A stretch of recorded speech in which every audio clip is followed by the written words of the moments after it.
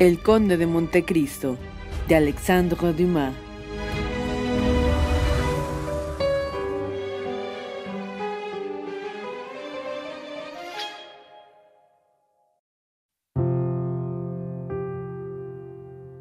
Capítulo 9. El padre y la hija. Ya vimos en capítulos anteriores que la señora de Danglars fue a anunciar oficialmente a la de Villefort el próximo enlace matrimonial de Eugenia con Cavalcanti.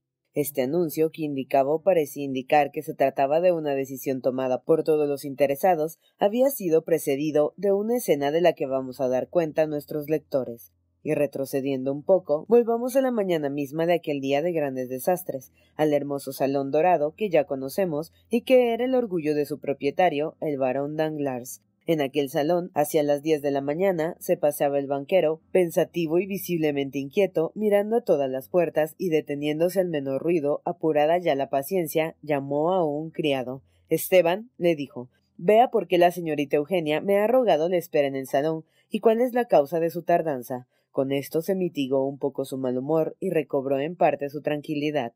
Al despertarse, la señorita Danglars había hecho pedir a su padre una entrevista, para lo cual había señalado el salón dorado. La singularidad de aquel paso y su carácter oficial sobre todo habían sorprendido al banquero, que desde luego accedió a los deseos de su hija y llegó el primero al salón. Esteban volvió de cumplir su encargo. «La doncella de la señorita», dijo, «me ha encargado diga al señor que la señorita está en el tocador y no tardará en venir». Danglars hizo una señal con la cabeza que indicaba que estaba satisfecho. Para con el mundo y aun con sus criados, Danglars afectaba ser el buen hombre y el padre débil. Era un papel que representaba en la comedia de su popularidad, una fisonomía que había adoptado por conveniencia. Preciso es decir que en la intimidad de la familia el hombre débil desaparecía para dar lugar al marido brutal y al padre absoluto. «¿Por qué diantre esa loca que quiere hablarme, según dice?», murmuraba Danglars. «No viene a mi despacho y, sobre todo, ¿por qué quiere hablarme?». Por la 20ª vez se presentaba a su imaginación aquella idea, cuando se abrió la puerta y apareció Eugenia, con un traje de raso negro, sin adornos en la cabeza y con los guantes puestos, como si se tratase de ir a sentarse en una butaca del teatro italiano. «¿Y bien, Eugenia? ¿Qué hay?», dijo el padre. «¿Y por qué esta entrevista en el salón cuando podríamos hablar en mi despacho?». «Tiene razón, señor», respondió Eugenia, haciendo señal a su padre que podía sentarse. «Y acaba de hacerme 2 preguntas, que resumen toda la conversación que vamos a tener. Voy a contestar a las 2, y contra la costumbre, antes a la segunda como a la menos compleja. He elegido este salón a fin de evitar las impresiones desagradables y las influencias del despacho de un banquero, aquellos libros de caja, por dorados que sean, aquellos cajones cerrados como puertas de fortalezas, aquellos billetes de banco que vienen, ignoro de dónde, la multitud de cartas de Inglaterra, Holanda, España, las Indias, la China y el Perú, ejercen un extraordinario influjo en el ánimo de un padre y le hacen olvidar que hay en el mundo un interés mayor y más sagrado que la posición social y la opinión de sus comitentes. He elegido este salón que ve tan alegre, con sus magníficos cuadros, su retrato, el mío, el de mi madre, y toda clase de paisajes. Tengo mucha confianza en el poder de las impresiones externas. Tal vez me equivoque con respecto a usted, pero ¿qué quiere? No sería artista si no tuviese ilusiones». «Muy bien», respondió Danglars, que había escuchado aquella relación con una imperturbable sangre fría, pero sin comprender una palabra, absorto en sí mismo, como todo hombre lleno de pensamientos serios, y buscando el hilo de su propia idea en la de su interlocutor. «Ahí tiene explicado el segundo punto», dijo Eugenia sin turbarse, y con aquella serenidad masculina que la caracterizaba. «Me parece que está satisfecho con la explicación. Ahora volvamos al primer punto. Me pregunta por qué le he pedido esta audiencia. Se lo diré en pocas palabras. No quiero casarme con el conde Cavalcanti». Danglars dio un respingo en el sillón y levantó los ojos y los brazos al cielo.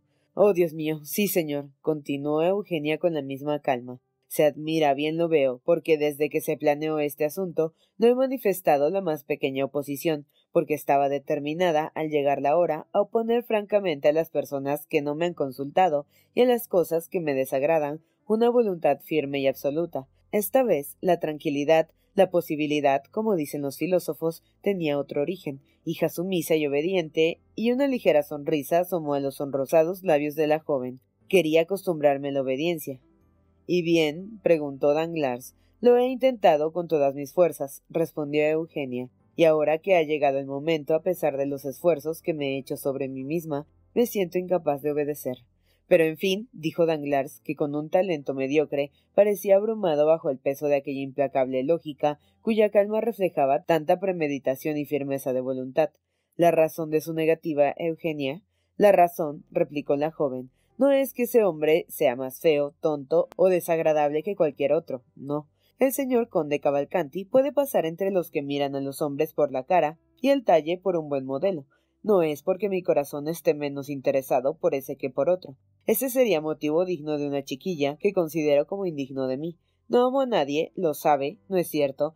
No veo por qué, sin una necesidad absoluta, iré a obstaculizar mi vida con un compañero eterno. No dice el sabio nada de más y en otra parte, llévelo todo con usted mismo. Me enseñaron estos dos aforismos en latín y en griego. El uno creo que es de Fredro y el otro de Vías. Pues bien, mi querido padre, en el naufragio de la vida, porque no es otra cosa el naufragio eterno de nuestras esperanzas, arrojo al mar el bajel inútil, me quedo con mi voluntad, dispuesta a vivir perfectamente sola y por lo tanto completamente libre. Desgraciada, dijo Danglars palideciendo, porque conocía por experiencia la fuerza del obstáculo que encontraba. Desgraciada, dice, señor, repitió Eugenia. Al contrario, y la exclamación me parece teatral y afectada. Más bien dichosa, porque le pregunto, ¿qué me falta? El mundo me encuentra bella, y esto basta para que me acoja favorablemente. Me gusta que me reciban bien. Eso hace tomar cierta expansión a las fisonomías, y los que me rodean me parecen entonces menos feos. Tengo algo de talento y cierta sensibilidad relativa que me permite aproveche lo que considero bueno de la existencia general, para hacerlo entrar en la mía, como el mono cuando rompe una nuez para sacar lo que contiene. Soy rica porque posee una de las mayores fortunas de Francia, y soy su única hija, y no tenazas del punto en que lo son los padres de la Puerta de San Martín y de la Gaité, que desheredan a sus hijas porque no quieren darles nietos. Además, la previsora ley le ha quitado el derecho de desheredarme, al menos del todo, como le ha arrebatado la facultad de obligarme a casarse con este o con el otro.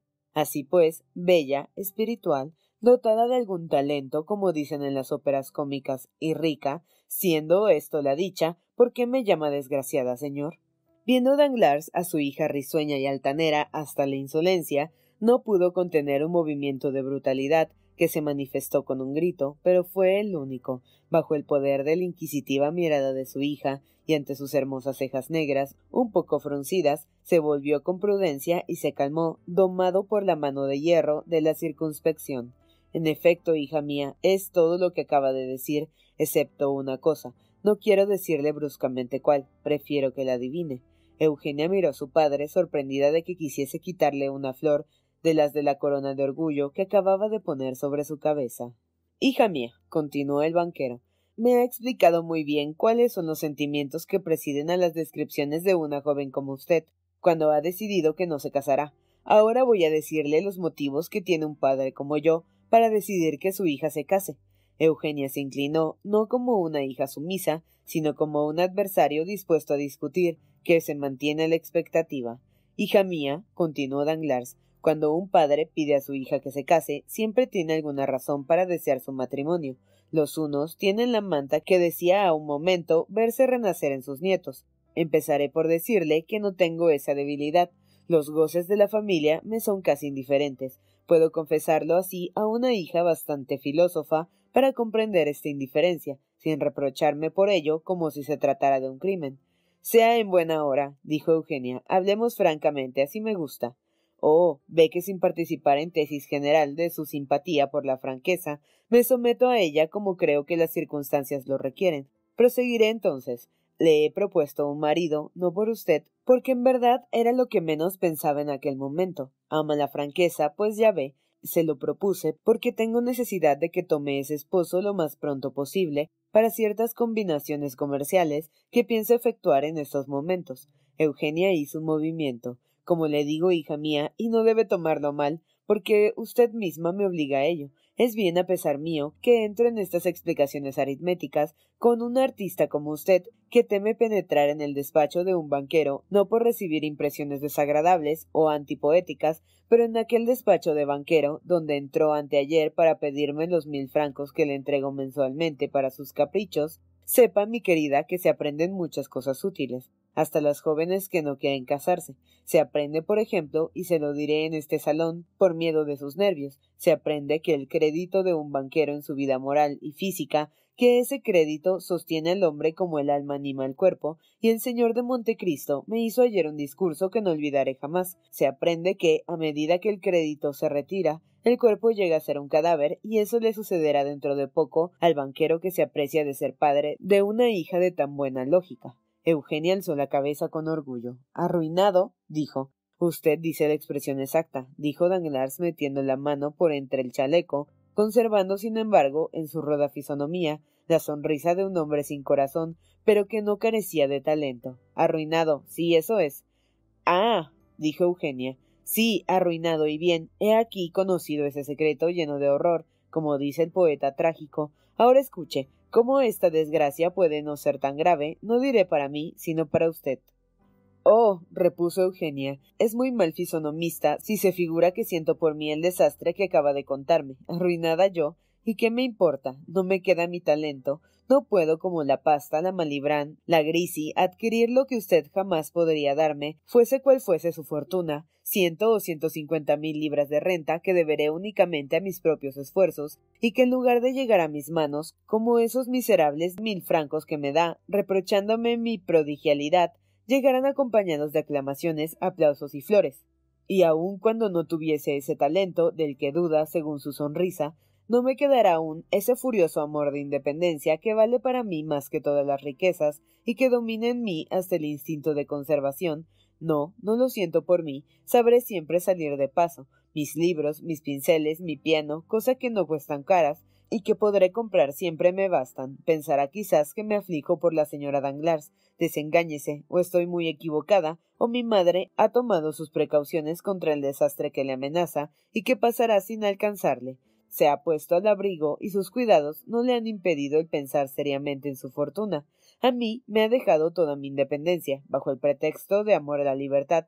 Muchas cosas he visto desde que era niña y todas las he comprendido. La desgracia no hará en mí más impresión que la que merece. Desde que nací no he conocido que me amase nadie, y así a nadie amo. He aquí mi profesión de fe.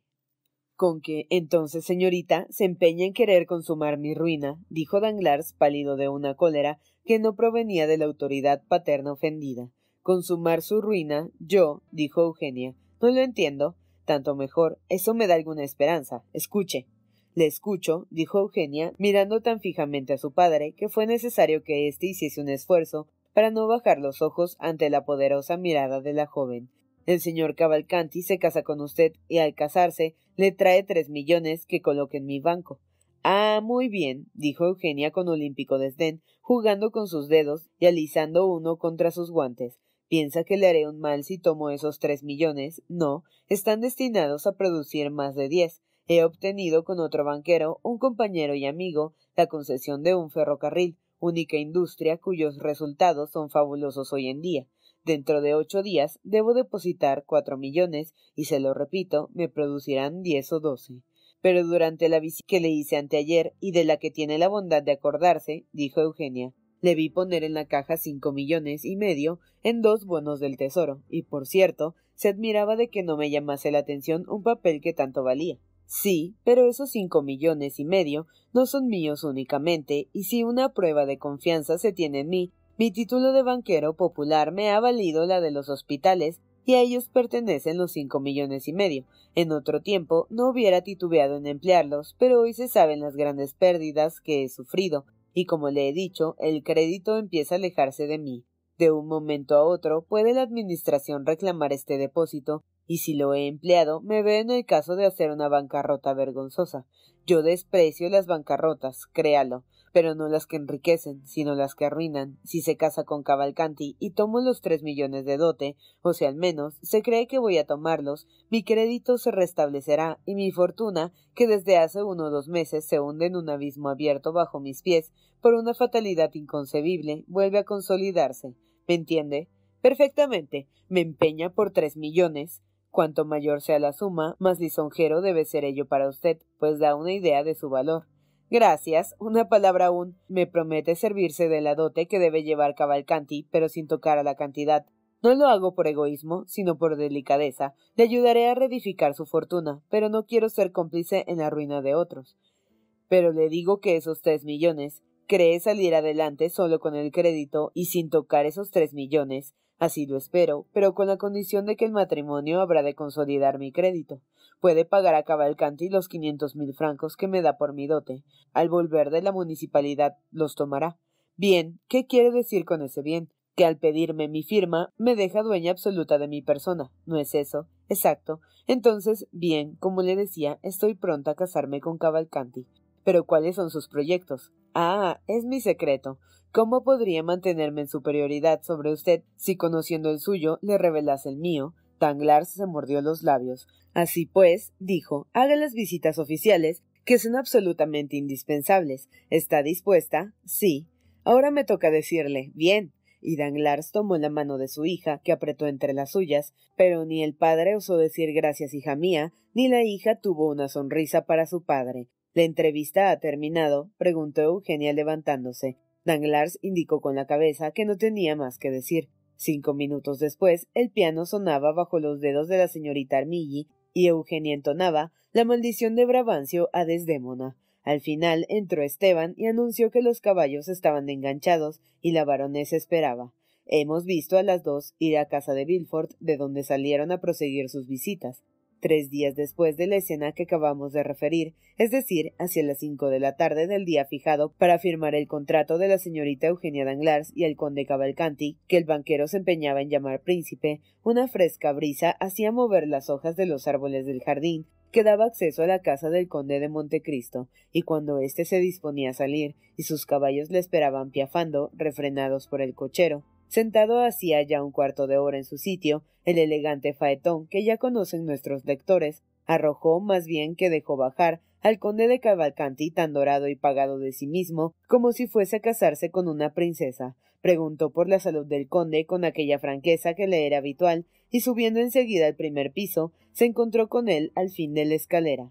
Al ver al joven, se detuvo Montecristo, pero Cavalcanti estaba llamando, y ya nada le detenía. Buenos días, mi querido señor Montecristo, dijo al conde. Ah, exclamó éste con su voz medio burlona. Señor mío, ¿cómo está? Perfectamente, ya lo ve. Vengo a hablarle de 1000 cosas, pero ante todo, ¿salía o entraba? Salía. Entonces, para no detenerle, subiré en su carruaje y Tom nos seguirá conduciendo el mío. No, dijo con una leve sonrisa de desprecio el conde, a quien no le gustaba sin duda que el joven le acompañara. No, prefiero darle audiencia aquí. Se habla mejor en un cuarto y no hay cochero que sorprenda sus palabras. El conde entró en uno de los salones del primer piso, se sentó y, cruzando sus piernas, hizo señas a Cavalcanti para que acercase un sillón. El joven asumió un aire risueño. «Sabe, querido conde», dijo, «que la ceremonia se celebra esta noche. A las 9 se firma el contrato en casa del futuro suegro». «Ah, ¿de veras?», dijo Montecristo. «¿Cómo? No lo sabía. ¿No le ha prevenido el señor Danglars?» «Sí, recibí ayer una carta, pero me parece que no indica la hora». «Es posible que se le haya olvidado». «Y bien», dijo el conde, «ya es dichoso, señor Cavalcanti. Es una de las mejores alianzas, y además la señorita de Danglars es bonita». «Sí», respondió Cavalcanti con modestia, «y sobre todo es muy rica, al menos según creo». «¿Muy rica? ¿Usted lo cree?», repitió el joven. «Sin duda, se dice que el señor Danglars oculta por lo menos la mitad de su fortuna, y confiesa que posee de 15 a 20 millones», dijo Cavalcanti, en cuyos ojos brillaba la alegría, sin contar, añadió Montecristo, que está en vísperas de entrar en una negociación ya muy usada en los Estados Unidos y en Inglaterra, pero que en Francia es completamente nueva. Sí, sé de lo que quiere hablar, del Camino de Hierro, cuya adjudicación acaba de obtener, ¿no es eso? Exacto, ganará en ella por lo menos 10 millones. 10 millones, es magnífico, decía Cavalcanti, a quien embriagaban las palabras doradas del conde, aparte de que toda esa fortuna será suya un día, y que es justo, pues la señorita de Danglars es hija única, su fortuna al menos, su padre me lo ha dicho, es casi igual a la de su futura. Pero dejemos por un momento las cuestiones de dinero. Sabe, señor Cavalcanti, que ha conducido admirablemente este asunto. Sí, no muy mal, respondió el joven. Yo había nacido para ser diplomático. Pues bien, entrará en la diplomacia. Ya sabe que no es cosa que se aprenda. Es instintiva. Tiene interesado el corazón. En verdad lo temo, respondió el joven con tono teatral. Y le ama. Preciso es que me ame un poco cuando se casa. Sin embargo, no olvidemos una cosa esencial. ¿Cuál? Que me ha ayudado eficazmente en ese asunto. Bah, de veras lo digo, las circunstancias. No, usted mismo. Yo, déjeme en paz, príncipe, dijo Montecristo, recalcando singularmente el título. ¿Qué he hecho yo por usted? Su nombre y su posición social no bastan. No, dijo el joven, no, y por más que diga, señor conde, yo sostendré que la posición de un hombre como usted ha hecho más que mi nombre, mi posición social y mi mérito. Se equivoca, dijo con frialdad Montecristo, que conocía la perfidia del joven y a dónde iban a parar sus palabras. Mi protección la ha adquirido merced al nombre de la influencia y fortuna de su padre. Jamás le había visto, ni a usted ni a él, y mis dos buenos amigos, Lord Wilmore y el abate Busoni, fueron los que me procuraron su conocimiento, que me ha animado no a servirle de garantía, pero sí a patrocinarle, y el nombre de su padre, tan conocido y respetado en Italia, por lo demás, yo personalmente no le conozco. Aquella calma, aquella libertad tan compleja, hicieron comprender a Cavalcanti que estaba tomado por una mano fuerte, y no era fácil quebrar el lazo. Pero mi padre es dueño en realidad de esa gran fortuna, señor conde. Así parece, respondió Montecristo. ¿Sabe si ha llegado la dote que me ha prometido? He recibido carta de aviso, pero los 3 millones están en camino, con toda probabilidad, pero los recibiré efectivamente. Me parece que hasta el presente el dinero no le ha fallado. Cavalcanti se sorprendió tanto que permaneció un momento pensativo. Luego dijo, me falta solamente pedirle una cosa, y esa la comprenderá aun cuando no deba serle agradable. Hable, dijo Montecristo. Gracias a mi posición, estoy en relaciones con muchas personas de distinción, y en la actualidad tengo una porción de amigos, pero al casarme, como lo hago ante toda la sociedad parisiense, debo ser sostenido por un hombre ilustre, y a falta de mi padre, una mano poderosa debe conducirme al altar. Mi padre no vendrá a París, ¿verdad? Es viejo, está cubierto de llagas, y sufre una agonía en un viaje. Lo comprendo y bien, vengo a pedirle una cosa. A mí, sí a usted. ¿Cuál? Dios mío, que le sustituya. Ah, mi querido joven, después de las muchas conversaciones que he tenido la dicha de tener con usted, me conoce tan mal que me pide semejante cosa. Dígame que le preste 500.000, y aunque sea un préstamo raro, se lo daré. Sepa, y me parece que ya usted lo ha dicho, que el conde de Montecristo no ha dejado de tener jamás escrúpulos, mejor las supersticiones de un hombre de Oriente en todas las cosas de este mundo. Ahora bien, yo que tengo un serrallo en el Cairo, otro en Constantinopla y otro en Esmirna, que me presida un matrimonio, no, eso no, jamás. De modo que rehúsa, claro, y aunque fuese mi hijo, aunque fuese mi hermano, rehusaría lo mismo. Ah, Dios mío, dijo Cavalcanti desorientado. ¿Cómo haré entonces? Tiene 100 amigos, usted lo ha dicho. Sí, pero el que me presentó en casa de Danglars fue usted. Nada de eso, rectifiquemos los hechos. Le hice comer en mi casa un día en el que él comió también en Utol, y después se presentó solo. Es muy diferente. Sí, pero ha contribuido a mi bolo. Yo, en nada, créalo, y acuérdese de lo que respondí cuando vino a rogarme que pidiese a la joven para usted. Jamás contribuyo a ningún matrimonio, es un principio del que nunca me aparto. Cavalcanti se mordió los labios, pero al fin dijo, estará presente al menos. Todo París estará, desde luego. Pues estaré como todo París, dijo el conde. Firmará el contrato. No veo ningún inconveniente, no llegan a tanto mis escrúpulos. En fin, puesto que no quiere concederme más, preciso me será contentarme. Pero una palabra a un conde. ¿Qué más? Un consejo. Cuidado, un consejo es más que un favor. Oh, este puede dármelo sin comprometerse. Diga, el dote de mi mujer es de 500.000 francos. Eso es lo que me dijo el propio Danglars. Debo recibirlo o dejarlo en manos del notario. Le diré lo que sucede generalmente cuando las cosas se hacen con delicadeza. Los dos notarios quedan citados el día del contrato para el siguiente. En él cambian los dotes y se entregan mutuamente a recibo. Después de celebrado el matrimonio, los ponen a su disposición como jefe de la comunidad. Es que yo, dijo el joven con cierta inquietud mal disimulada, he oído decir a mi suegro que tenía intención de colocar nuestros fondos en ese famoso negocio del camino de hierro que me hablaba hace poco. Y bien, repuso el conde, según asegura todo el mundo, es un medio de que sus capitales se tripliquen en un año. El barón Danglars es buen padre y sabe contar. Vamos pues, todo va bien, excepto su negativa que me parte el corazón. Atribúyela solamente a mis escrúpulos, muy naturales en estas circunstancias. Vaya, dijo Cavalcanti, de todos modos sea como quiere. Hasta esta noche a las 9. Hasta luego. Y a pesar de una ligera resistencia de Montecristo, cuyos labios palidecieron, pero que conservó su sonrisa, el joven tomó una de sus manos, la apretó, tomó en su faetón y desapareció. Las 4 o 5 horas que faltaban hasta las 9 las dedicó Cavalcanti a visitar a sus numerosos amigos, invitándolos a que se hallasen presentes en la ceremonia y tratando de deslumbrarles con las promesas de acciones que volvieron locos después a tantos y cuya iniciativa pertenecía a Danglars. En efecto, a las 8:30 de la noche, el gran salón de Danglars, las galerías, 3 salones más, estaban llenos de una multitud perfumada, a la que no atraía la simpatía, sino la irresistible necesidad de la novedad. No hace falta decir que los salones resplandecían con la claridad de 1000 bujías y dejaban ver aquel lujo de mal gusto que sólo tenía en su favor la riqueza.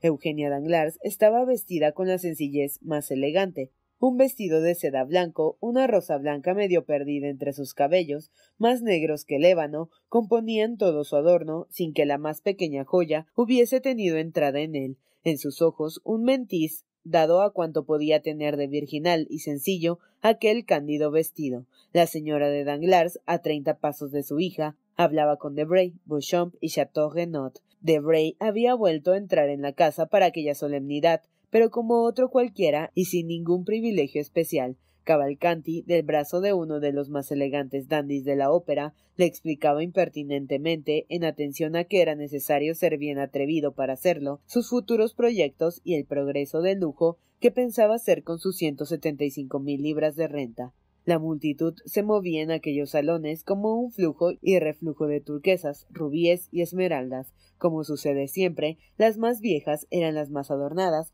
y las más feas las que se exhibían con más obstinación. Si había algún blanco lirio o alguna rosa suave y perfumada, era preciso buscarlas en un rincón apartado, custodiadas por una vigilante madre o tía.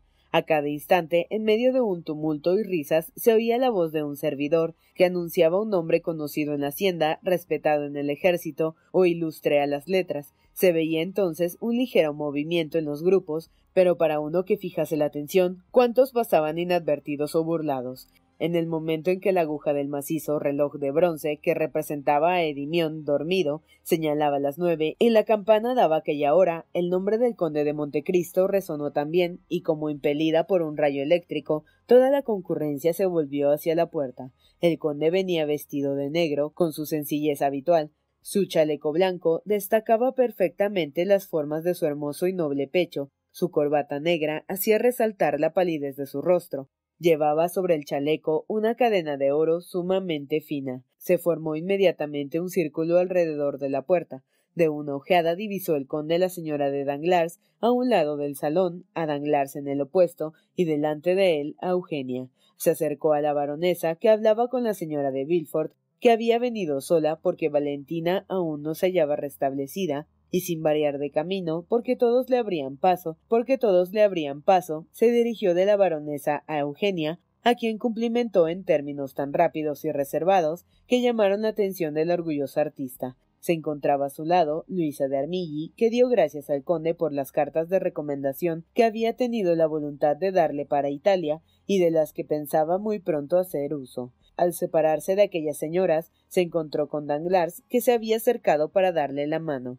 Cumplidos aquellos 3 deberes de sociedad, se detuvo Montecristo paseando a su alrededor aquella mirada propia de la gente del gran mundo y que parece decir a los demás: he hecho lo que debía, ahora que los demás hagan lo que deben. Cavalcanti, que se hallaba en un salón contiguo, oyó el murmullo que la presencia de Montecristo había suscitado y vino a saludar al conde. Le halló rodeado por la muchedumbre que se disputaba sus palabras, como sucede siempre con aquellos que hablan poco y jamás dicen una palabra en vano. En aquel momento entraron los notarios y fueron a situarse junto a la dorada mesa cubierta de terciopelo, preparada para firmar el contrato. Se sentó uno de ellos y permaneció el otro a su lado en pie.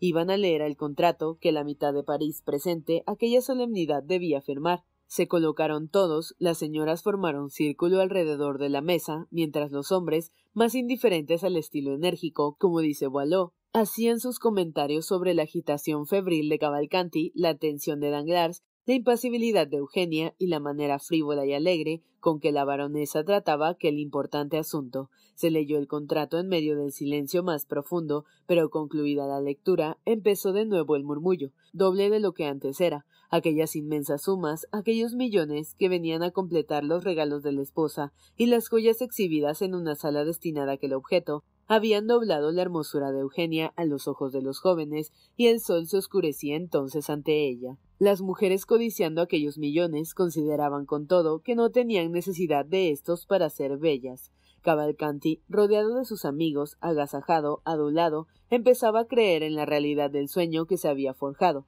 Poco le faltaba para perder el juicio. El notario tomó solemnemente la pluma, se levantó y dijo: «Señores, va a firmarse el contrato». El varón debía firmar el primero, enseguida el apoderado del señor Cavalcanti padre, la baronesa, los futuros esposos, como se dice en ese lenguaje que es corriente en el papel sellado. El varón tomó la pluma y firmó. Enseguida lo hizo el apoderado de Cavalcanti padre. La baronesa se asió del brazo de la señora de Villefort. «Amigo mío», dijo tomando la pluma, «¿no es algo muy triste que un incidente imprevisto ocurrido en la causa de asesinato y robo de que faltó poco fuese víctima el señor de Montecristo nos prive del placer de ver al señor de Villefort?» «Oh, Dios mío», dijo Danglars de un modo que equivalía a decir, «me es absolutamente indiferente». «Tengo motivos», dijo Montecristo acercándose, «para temer que soy la causa involuntaria de esta ausencia». «Oh, usted, conde», dijo la señora Danglars firmando. «Cuidado, que si es así no le perdonaré». Cavalcanti tenía el oído listo y atento. «No será mía la culpa», dijo el conde, «y por esto quiero manifestarla». Escuchaban ávidamente a Montecristo, cuyos labios raras veces se desplegaban. «Recuerda», dijo el conde en medio del más profundo silencio, «que el desgraciado que había venido a robarme y murió en mi casa fue asesinado al salir de ella por su cómplice, según creo». «Sí», dijo Danglars. «Pues bien, al querer auxiliarle le desnudaron y arrojaron sus vestidos no sé dónde. La justicia los recogió, pero al tomar la chaqueta y el pantalón olvidó el chaleco». Cavalcanti palideció visiblemente. Veía formarse una nube en el horizonte. Le parecía que la tempestad que en ella se escondía iba a descargar sobre él. «Pues bien, aquel chaleco se ha encontrado hoy, todo lleno de sangre y agujereado en el lado del corazón». Las señoras dieron un grito, 2 o 3 se dispusieron a desmayarse. «Me lo trajeron. Nadie podía adivinar de dónde provenía aquel harapo. Solamente yo pensé que sería probablemente el chaleco de la víctima». De repente, registrando mi camarero, con repugnancia y precaución, aquella fúnebre reliquia, encontró un papel en el bolsillo y lo sacó. Era una carta dirigida a usted, barón. «¿A mí?», dijo Danglars. «Oh, a usted». «Llegué a leer su nombre a pesar de las manchas de sangre que tenía en el papel», respondió Montecristo en medio de la general sorpresa. «Pero», preguntó la señora Danglars mirando a su marido, «¿cómo impide eso el señor de Villefort?» «Es muy sencillo, señora», respondió Montecristo. «El chaleco y la carta constituyen lo que se llama piezas de convicción y los he enviado al procurador del rey. Bien conoce mi querido varón que en materias criminales las vías legales son las seguras. Quizás sería una trama urdida contra usted». Cavalcanti miró fijamente a Montecristo y pasó al segundo salón. «Es posible», dijo Danglars. «El hombre asesinado no era un antiguo presidiario». «Sí», respondió el conde, «un antiguo presidiario llamado Caderousse». Danglars palideció levemente. Cavalcanti salió del segundo salón y fue a la antecámara. «Pero firme, firme», dijo Montecristo. «Veo que mis palabras han conmovido a todo el mundo. Le pido perdón, señora baronesa. ¿Y usted, señorita Danglars?» La baronesa, que acababa de estampar su firma, entregó la pluma al notario. «El señor príncipe de Cavalcanti», dijo el tabelión. «Señor príncipe de Cavalcanti, ¿dónde está?» «Cavalcanti, Cavalcanti», repitieron los jóvenes que habían llegado a tal intimidad con el italiano que le llamaban por el apellido sin nombrarle por su título. «Llame pues al príncipe, adviértale que le toca firmar».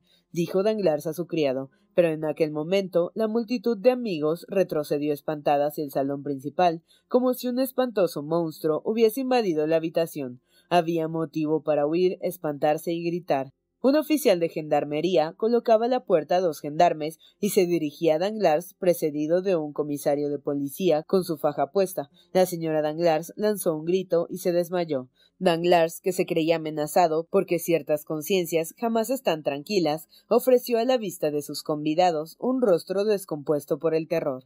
—¿Qué ocurre, caballero? —preguntó Montecristo dirigiéndose al comisario. —¿Cuál de ustedes, señores? —preguntó el magistrado sin responder al conde. —Se llama Andrés Cavalcanti. Un grito de estupor se dejó oír por doquier. Buscaron, preguntaron. —¿Pero quién es ese Cavalcanti? —inquirió Danglars casi fuera de sí. —Un presidiario escapado de Tolón. —¿Y qué crimen ha cometido? —Se le acusa —dijo el comisario con su voz impasible— de haber asesinado al llamado Caderousse, su antiguo compañero de cadena, en el instante en que salía de robar en la casa del señor conde de Montecristo. El conde dio una rápida ojeada alrededor. Cavalcanti había desaparecido. Unos instantes después de la escena de confusión producida en los salones del señor Danglars por la inesperada aparición del oficial de gendarmería, y por la revelación que había seguido, el inmenso palacio se había ido quedando vacío con la misma rapidez que habría ocasionado el anuncio de un caso de peste o de cólera morbo que se hubiese producido entre los invitados. En algunos minutos, por todas las puertas, por todas las escaleras, por todas las salidas, se apresuraron todos a retirarse, o mejor dicho, a huir, porque esa era una de aquellas circunstancias en que incluso están de más aquellas palabras de consuelo que tan importunos hacen hasta los mejores amigos en las grandes desgracias. En la casa del banquero no había quedado más que el propio Danglars, encerrado en su despacho y prestando su declaración entre las manos del oficial de gendarmería. La señora Danglars, aterrada en el tocador que ya conocemos, y Eugenia, que con la mirada altanera se había retirado a su cuarto, con su inseparable compañera, la señorita Luisa de Armilly. En cuanto a los numerosos criados, todavía más numerosos en esta noche que de costumbre, porque se les había agregado con motivo de la fiesta, los encargados de los helados, los cocineros y los reposteros del Café de París, formaban corros en las cocinas y en sus cuartos, acusando a sus amos de lo que ellos llamaban su afrenta, cuidándose muy poco del servicio, que por otra parte se encontraba naturalmente interrumpido. En medio de todas las personas a quienes hacían estremecer distintos intereses, únicamente 2 merecen que nos ocupemos de ellas, Eugenia Danglars y Luisa de Armilly. Como hemos dicho, Eugenia se retiró con aire altanero, y con el paso de una reina ultrajada, seguida de su compañera, más pálida y más conmovida que ella. Al llegar a su cuarto, cerró la puerta por dentro, mientras Luisa cayó en su silla. —¡Oh, Dios mío, qué horror! —dijo la joven filarmónica. ¿Quién lo habría imaginado? El señor Cavalcanti, un asesino, un desertor de presidio, un presidiario. Una sonrisa irónica contrajo los labios de Eugenia. Estaba predestinada, dijo. Me escapo de un Morcerf para caer en manos de un Cavalcanti. Oh, no confundas a uno con el otro, Eugenia. Calla, todos los hombres son unos niños, y me alegro de tener motivo para hacer algo más que aborrecerlos. Ahora los desprecio. ¿Qué vamos a hacer? Preguntó Luisa. ¿Qué vamos a hacer? Sí, lo que habíamos de hacer dentro de 3 días, marchar. ¿Cómo? A pesar de que no te cases, ¿quieres? Escucha, Luisa, detesto esta vida ordenada, compasada y sujeta a reglas como nuestro papel de música. Lo que siempre he deseado, querido y ambicionado es la vida de artista, la vida libre, independiente, en que una no depende más que de sí misma y en que a nadie debe dar cuenta de sus actos. ¿Para qué me he de quedar? ¿Para qué tratar de nuevo de aquí a un mes de casarme? ¿Y con quién? ¿Con el señor de Bray? Quizá, como ya se pensó en ello. No, Luisa, no. La aventura de esta noche me servirá de pretexto. —¡Qué fuerte y animosa eres! —dijo la rubia y delicada joven a su morena compañera. —¿No me conocías aún? Vamos, veamos, Luisa, hablemos de todos nuestros asuntos. La silla de posta. Por suerte hace 3 días que se ha comprado. ¿La has hecho llevar al sitio donde debemos tomarla? Sí. Nuestro pasaporte, helo aquí. Y Eugenia, con su natural aplomo, desdobló un papel impreso y leyó. El señor León de Armilly, edad 20 años, profesión artista, pelo negro, ojos negros, viaja con su hermana. Magnífico. ¿Quién te ha facilitado este pasaporte? Cuando fui a pedir al conde de Montecristo cartas para los directores de los teatros de Roma y Nápoles, le manifesté mis temores de viajar en calidad de mujer. El conde los comprendió perfectamente y se puso a mi disposición para facilitarme un pasaporte de hombre, y 2 días más tarde recibí este, en el que he añadido de mi letra, viaja con su hermana. —¡Bravo! —dijo Eugenia alegremente. Ya solo se trata de hacer nuestras maletas. Piénsalo bien, Eugenia. Oh, todo está reflexionado. Estoy cansada de oír hablar de fines de mes, de alza, de baja, de fondos españoles, de cuentas, etc. En lugar de todo eso, Luisa, el aire, la libertad, el canto de los pájaros, las llanuras de Lombardía, los canales de Venecia, los palacios de Roma y las playas de Nápoles. ¿Cuánto tenemos? Luisa sacó de su bolsillo una cartera que abrió y que contenía 23 billetes de banco. 23.000 francos, dijo, y por lo menos otro tanto en perlas, diamantes y alhajas, añadió Eugenia. Somos ricas, y con 45.000 francos tenemos para vivir por espacio de 2 años como princesas, o discretamente por espacio de 4, pero antes de medio año habremos doblado nuestro capital. Tú con tu música y yo con mi voz. Vamos, encárgate del dinero, que yo me encargo de las alhajas. De modo que si una de las dos tuviese la desgracia de perder su tesoro, la otra conservaría el suyo. Ahora las maletas sin pérdida de tiempo. Aguarda, dijo Luisa yendo a escuchar la puerta de la señora de Danglars. ¿Qué es lo que temes? Que nos sorprendan. La puerta está cerrada. Que nos manden a abrirla. Que lo manden. No obedeceremos. Eres una verdadera amazona, Eugenia. Y las 2 jóvenes se pusieron con una prodigiosa actividad a colocar en una maleta todos los objetos que creían necesidad. Cierra tú la maleta mientras yo me cambio de vestido, dijo Eugenia. Luisa apoyó sus pequeñas y hermosas manos sobre la tapa de la maleta. No puedo, dijo, no tengo bastante fuerza, ciérrala tú. Ah, ¿verdad? Dijo riendo Eugenia. Olvidaba que yo soy Hércules y que tú eres la pálida Onfala. Y la joven Eugenia, apoyando la rodilla sobre la maleta, engarrotó sus blancos y musculosos brazos, hasta que juntó las 2 divisiones de la maleta y la señorita de Armilly echó el candado a la cadena. Concluida esta operación, Eugenia abrió una cómoda, cuya llave llevaba siempre consigo, y sacó una mantilla de viaje de seda color violeta, y dijo, «Toma, con esto no tendrás frío, ya ves que he pensado en todo.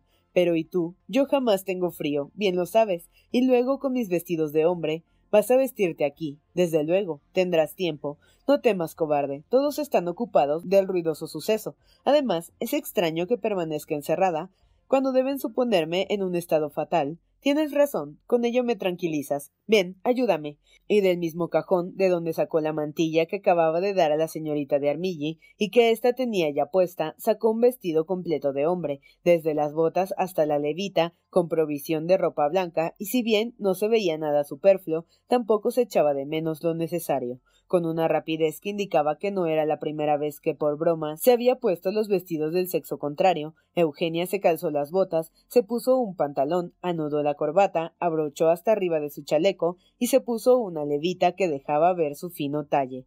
«Estás muy bien, de veras muy bien», dijo Luisa contemplándola con admiración. «Pero ¿y esos hermosos cabellos negros y esas trenzas magníficas que hacen respirar de envidia a todas las mujeres? ¿Se disimularán en un sombrero de hombre como el que veo allí?» «Voy a comprobarlo», respondió Eugenia, y tomando con la mano izquierda la espesa trenza que no cabía entre sus dedos, tomó con la derecha unas largas tijeras. Pronto rechinó el acero entre aquella hermosa cabellera que cayó a los pies de la joven. Cortada la trenza superior, pasó a las de las sienes, que cortó sucesivamente sin la menor señal de pesar. Sus ojos, por el contrario, brillaban con más alegría que de costumbre bajo sus negras pestañas. «Oh, qué lástima de cabellos tan hermosos». «¿Y qué? ¿No estoy 100 veces mejor así?», dijo Eugenia alisando sus bucles. «¿No me encuentro más bonita?» «Siempre lo eres», respondió Luisa. «¿Ahora dónde vamos?» «A Bruselas, si te parece. Es la frontera más próxima. De allí iremos a Lieja, a Aquisgrán, subiremos al Rin hasta Estrasburgo, y atravesando Suiza bajaremos a Italia por San Gotardo. ¿Te parece bien así?» «Sí». «¿Qué miras?» «Te miro. Estás adorable así. Se diría que me estás raptando». «Y por Dios, tienes razón. Oh, creo que has jurado, Eugenia». Y las 2 jóvenes, a las que creían anegadas en llanto, la una por sí misma y la otra por amor a su amiga, prorrumpieron en una risa estrepitosa, al mismo tiempo que hacían desaparecer las señales más visibles del desorden que naturalmente había acompañado a sus preparativos de fuga.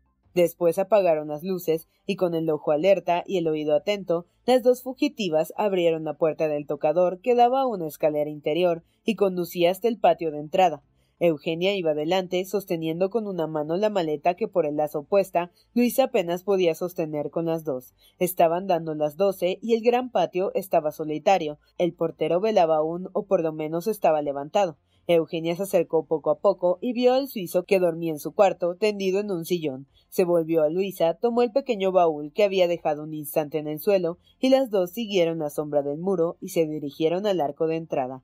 Eugenia hizo ocultar a Luisa en el ángulo de la puerta, de modo que el conserje, si despertaba, no viese más que una persona. Luego, colocándose ella en el sitio que daba de lleno el farol que alumbraba la entrada, «La puerta», dijo con su bella voz de contralto, tocando el vidrio. El conserje se levantó y dio algunos pasos para reconocer al que salía, como Eugenia había previsto, y viendo a un joven que golpeaba impacientemente su pantalón con el bastón, abrió al momento. Luisa se escabulló como una culebra por la puerta entreabierta y saltó fuera.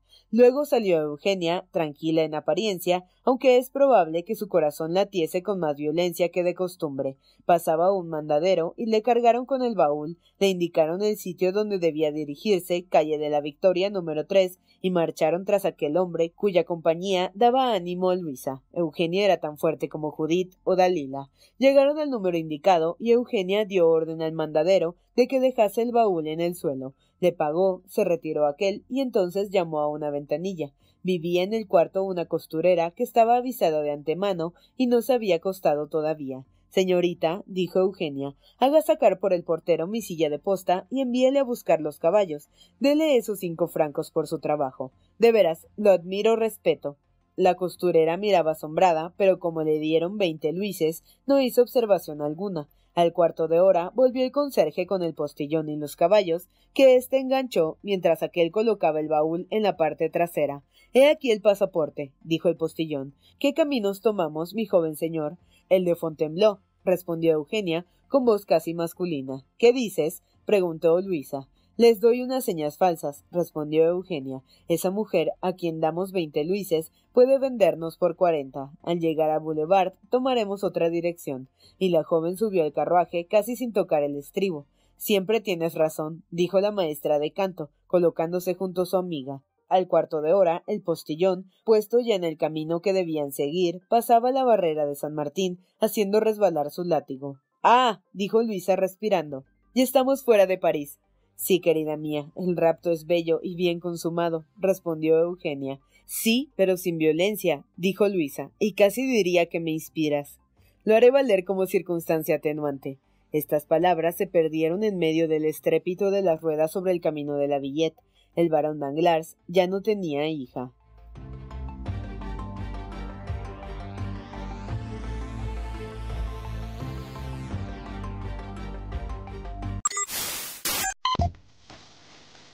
No te pierdas la continuación de esta historia. Capítulos todos los lunes, miércoles y viernes. ¡Suscríbete! El Cuentero, con historias para tus oídos.